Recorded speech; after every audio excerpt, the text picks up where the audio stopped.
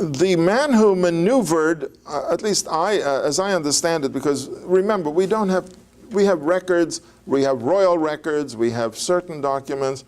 We can't have the whole picture because a lot is missing. We don't know what everyone is saying. We don't know who the real leaders of the revolution might have been, if my theory is correct.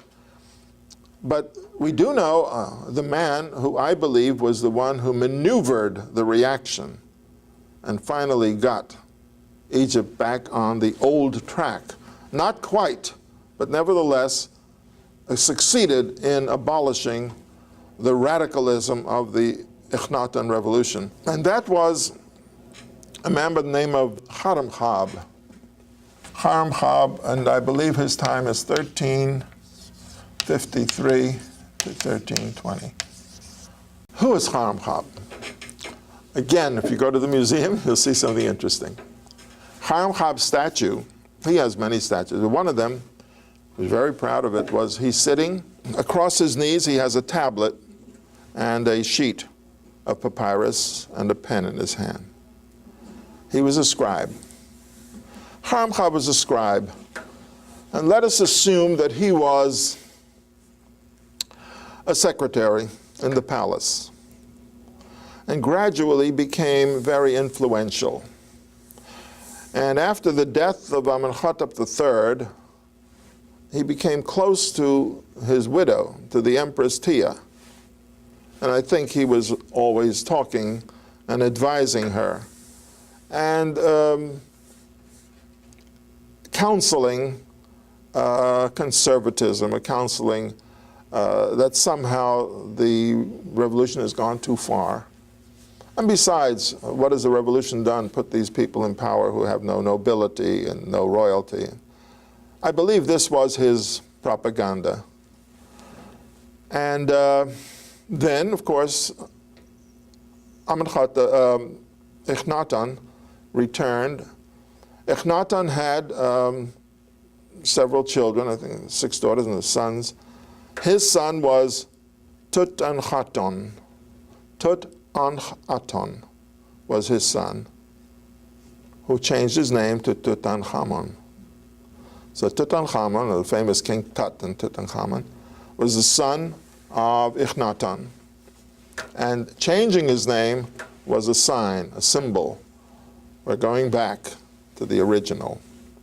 Tutankhaten became pharaoh, changed his name to Tutankhamun. He was about 9 years old, probably had a regency of his grandmother and her advisor, and at the age of 18, he died.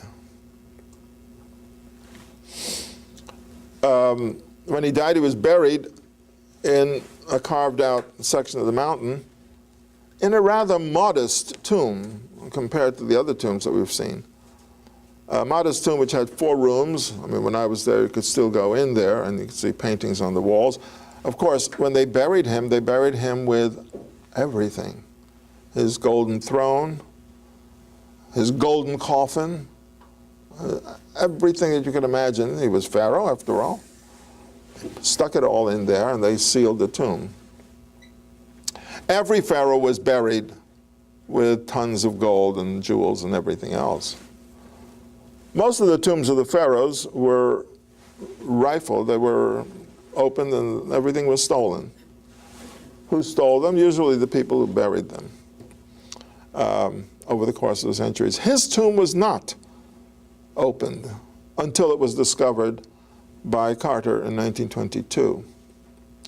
Why was it not discovered? I think when we see the sequence of events, we can figure out what happened. He died at the age of 18, and then he was succeeded by Aya and Smenkhkare. Aya becomes pharaoh and dies 2 years later. Smenkhkare becomes pharaoh. Are they brothers? They were successors, brothers or close relatives. I don't know if they were all sons of Akhenaten. They may have been cousins, but nevertheless in the line of succession.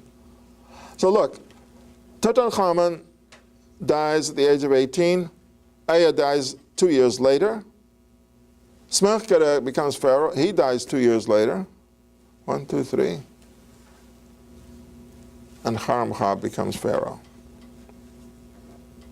Now, I believe that after Tutankhamun was buried and his tomb was sealed, they cut out a tomb for Aya above him, and as they cut out the tomb, they threw the rubble down, and it covered the entrance to Tutankhamun's tomb. And then Smerkere died, and they cut his tomb, and more rubble fell down. And even the grave robbers said to each other, well, where's Tutankhamun's tomb? Well, no. In the meantime, they lost sight of it. And this was the only tomb that was untouched. And therefore, when it was opened, Lord Carnarvon asked Cartier, what do you see? He said, I see wonderful things. Of course, they opened it and they saw what pharaohs were buried with. By the way, Tutankhamun had his mummy in a sarcophagus, in a wooden sarcophagus, covered with a golden sarcophagus, which was covered with another golden. 4 layers of gold sarcophagi, one on top of another. Each one gold, I ain't kidding you, in the Cairo Museum. It's just unbelievable, the kind of wealth that was poured into that.